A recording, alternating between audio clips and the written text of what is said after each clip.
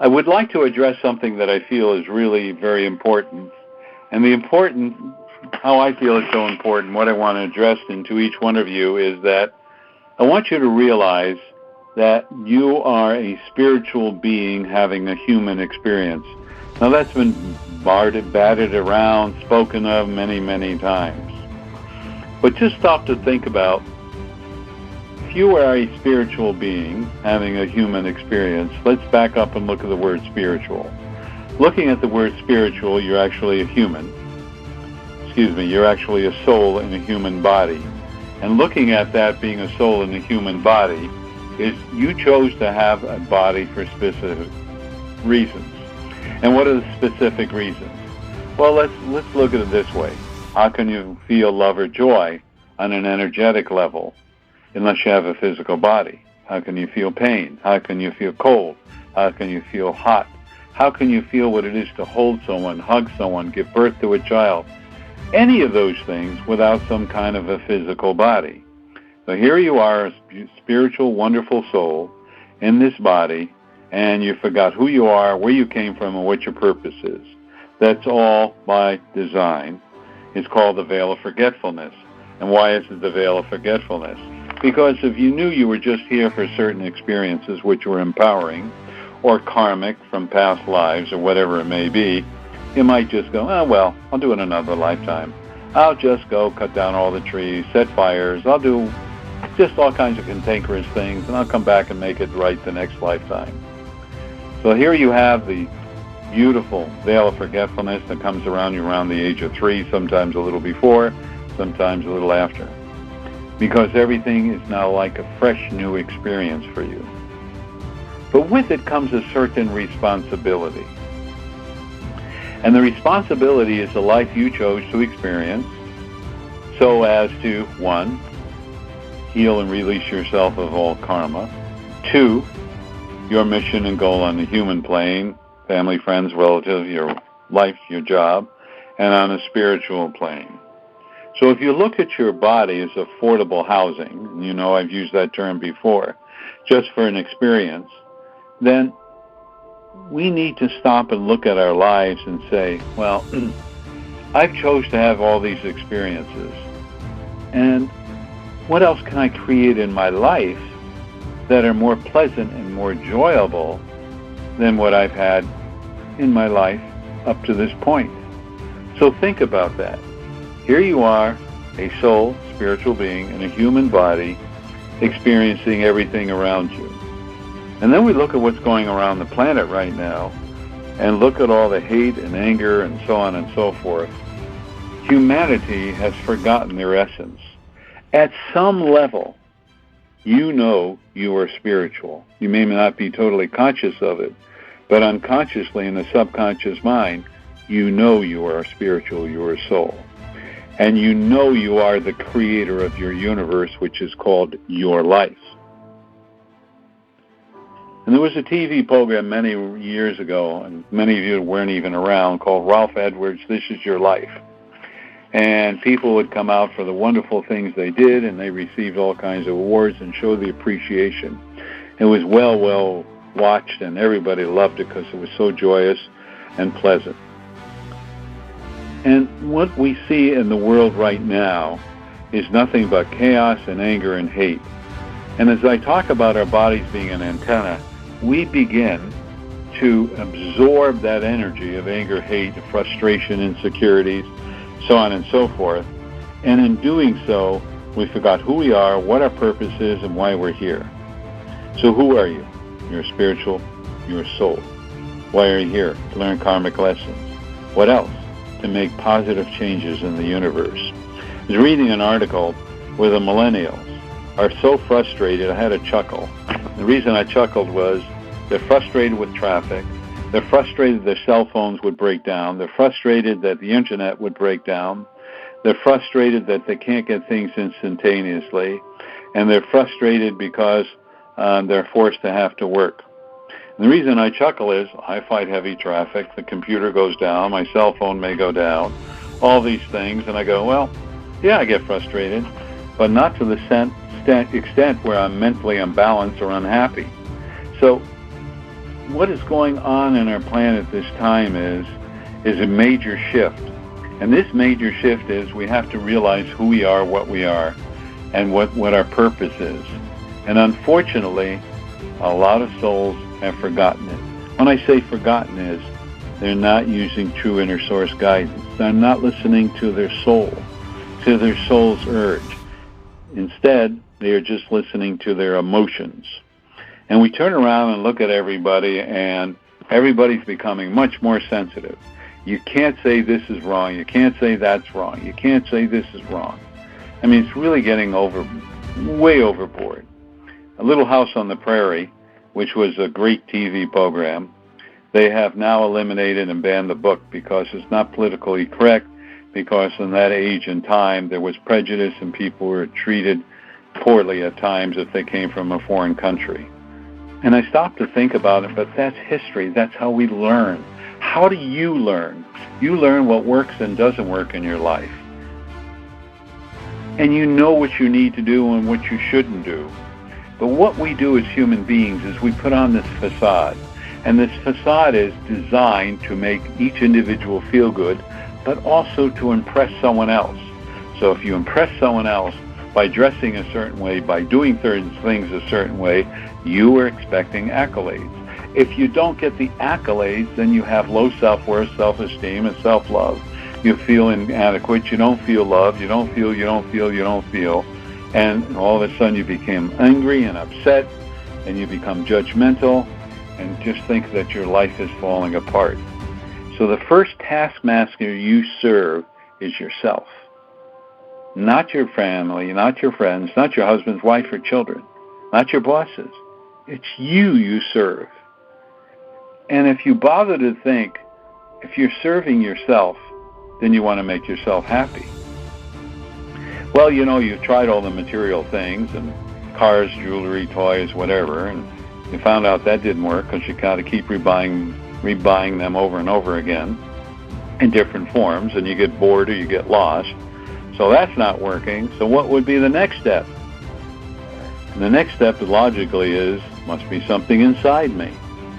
Oh, what is it inside me that's feeling incomplete, that's feeling lost, that's not feeling love, that's not feeling joy or self-worth or self-esteem? What is it in me? And that is something that each one of us needs to examine. So first, if you were to write it down I'm not here to make everybody joyous and happy. I'm here to find myself, to make myself joyous and happy. Oh, once I do that, people are happy and joyous around me. Isn't that funny how that works? You're joyous and happy, you have self-worth, self-love, self-esteem. People are gravitating to you, and as they're gravitating to you, they're joyous, they're happy, they're fun to be around, you're fun to be around them, and they're having a great time. And you are attracting, by the law of attracting, or attraction, that energy, that frequency and vibration of what you are emitting that you feel deep within yourself. That's pretty insightful. So what's going to change? We talk about climate change, we talk about pollution of the earth, we talk about all the things that are going on and all the chaos in our lives. There's a lot of chaos. But the answer is you, just you individually. The 100th monkey syndrome. And just to remind you, the scientists went to these remote islands, and they would give food every 10 years, I think it was, and observe the monkeys. And some of the food fell in the sand, and a couple of the monkeys picked up the food in the sand and washed it. And the others began to do the same thing. Then they went to another remote island, I think it was 10 or 15 miles apart, and they gave the food, which didn't drop in the sand, but all the monkeys began to wash it before they ate it. And they were kind of puzzled. That's where they got the 100th monkey syndrome. And that is, as one group of people or souls change their habit to something positive, and they are emitting that love and joy and happiness, it spreads from person to person to person to person to person to person. And another proof of this, of course, is, I look at my grandchildren, and they have taken to a computer like duck takes to water, where I'm challenged. and how to learn. They just gravitate to it. They do it naturally. You show them one or two things, and they just run like heck, and it expands and expands and expands. Well, kudos to my son and my daughter-in-law, but kudos to all the others who are working on computers, who develop all the software, all the games, and all the things, because what are they doing? They are emitting the energy, frequency, and vibrations so that others are able to tune in it, just like the 100th Monkey System, and adapt to it. Now let us draw it back to you as an individual. So many times I work with so many people. Oh my gosh. I could tell you hours and hours of people that I've worked with. And I'm really blessed because the True Source usually gives me some of the most challenging clients. I mean, really challenging. I had women that were in satanic cults, and that was 40 years later. They came to me for clearing and healing. I mean, the stories I could tell you that you think is a myth is not. And I'm always, I always say, why me? And I go, yeah, I know, True Source, because you're working with me to help them, and I'm supposed to be the right person for them versus somebody else, whatever it may be. So here we are on our mission and goal. Here we are having to learn about self-worth, self-love, and self-esteem. But most souls are too busy trying to make everybody happy, trying to look good, trying to impress one another, and it's all about clothing, it's about jobs, it's all about prestige, it's all about those things. And yet, some of the people that I've met in the boonies who live a very simple life, they're so happy. They have very little. And I remember I used to be an international consultant for a corporation, an intuitive consultant, and I was on the island of Antigua, which you would say Antigua. And I noticed the kids going to school happy as all get out in heavily starched white uniforms. And as I looked around, they had one faucet in each town, and they had limited power because they used to go off and on like crazy. And they would take the cold water, bring it home, put it on the stove, heat it up, wash the clothes by hand, and they'd starch it, and the kids would go to school. And the men, the women were happy. Now I'm staying in an Italian villa that had marble, and it was probably $1 million, whatever it was, that the corporation had put me up in because they wanted me to be very comfortable, which was very thoughtful of them. But I would go out and look at the local people there. They were so happy. Yet many of the executives of this international corporation, they were really unhappy about life, and they were struggling and all this stuff. And I went, wow, what a comparison. So what I learned was sometimes less is more. Isn't that a great thought? Less is more. We have so many trappings in our life that we're so busy with those trappings that we can't stop and sit down and smell the roses. A friend of mine said something interesting. He said, Michael, you know what the best thing about fishing is? I go, well, no, tell me. He says, sitting down on a chair, throwing out the line, and whether you catch a fish or not, just being totally relaxed, maybe reading a book, just sitting in nature, feeling the breeze upon your body, and no stress. I went, wow, you're right. That is the best part about fishing. Isn't that a fantastic thought? Just being in a state of no stress into nothingness. And when you go into a state of nothingness, you're everything. Because that's when nothingness says, oh, all the trappings of your life are out of your way, and now you become part of everything. And there's a point that I work with my students that I coach. When the time is right, they go into a state of nothingness. And then they realize how expansive that they are and what they are truly a part of. Because in our thinking on this planet, nothingness means nothingness. No, it means everything. Because it means there are no trappings to keep you locked into your fear, your doubts, your materiality, your anger, your hate, or whatever's going on in your life. So I'd want to leave you this message, that you are a soul in a human body. And this human body allows you to experience everything on this planet. And that the trappings of this planet, created by others, are putting you in a prison of fear, doubt, inadequacy, lack of self-love, lack of self-esteem, lack of self-worth. because you're so busy, the collective you, trying to impress everybody or trying to keep up with the Joneses or whatever it may be, that you forgot to enjoy life. You forgot that you're just here to experience everything, love and joy and happiness. You forgot all those things. Mother Nature is so wonderful. Before my wife passed away, we had a farm, and we had lots of cattle. Well, not a lot, 14 head of Black Angus, which to me was a lot. And was so interested, because she would be rentable, and he would do his job, and they would all get pregnant. And then Rentable never wanted to leave. And, when the guy went to pick up Rentable, he goes, for some reason, this bull doesn't want to leave. And that's because I send him lots of love and joy and tell him my appreciation and everything he was doing for us. So a little aside, I want to share this. So we had the big, huge picture window overlooking the pasture. And my wife would look out. She'd look at him. He's doing nothing. And every time she would look out at the window, no matter what he was doing, grazing, he would turn and look at her, because he would pick up what she's saying. And I said to her, jokingly, listen, sweetheart, listen, you want someone watching you making love? Don't worry, he'll do it when the time is right. And as I said, all the cows got pregnant. But they gave birth in January and February when there was snow and cold. I went, oh my God, couldn't she plan this any better? I didn't understand it. But you know what? All the calves, they all survived. They were all strong. They were all healthy.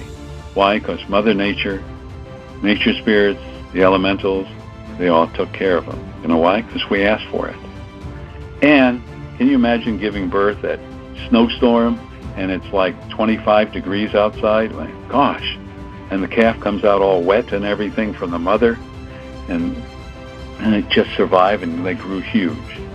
So this is what's so beautiful, is that if we just ask the true source, or the true source creator resources, which is the angelic beings, as I call them, celestial beings, or the nature spirits or the elementals, to make our life more joyous and happy without expectation, then what happens is we got a great life. We're having a lot of fun, and we're enjoying life. And the most simple things of life, like fishing, you will find enjoyable. I mean, if you don't like to fish, maybe you like to hike, or maybe you want to sit in a park, or maybe you just want to feel the breeze against your body, or watch the waves roll in and out, whatever you so desire. But I want you to remember one thing and think about this before I sign off, and that is less is more. The more uncluttered your life is, the more enjoyable your life becomes, the more pleasant. And when you're following your life path, your mission and goal, everything's going to be provided to you and for you, so that you will turn around, and when the time comes for you to birth out of your body, you'll go, wow, that was really great. Remember this, everyone, that you are unlimited, meaning that anything you so desire, you can create. For what you think you create, and what you create you experience. Everyone, have a wonderful week.